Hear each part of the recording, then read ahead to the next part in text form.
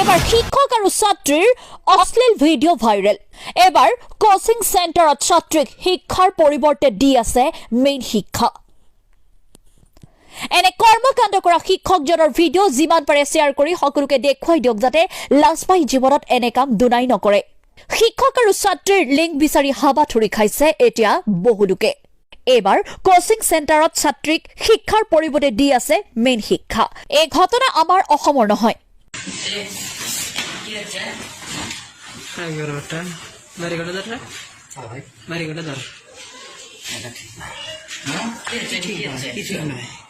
private centre private centre में কি তোর ঢুকে থেকে এই আপনার ভাষা কোথায় এই যে সরকার হ্যাঁ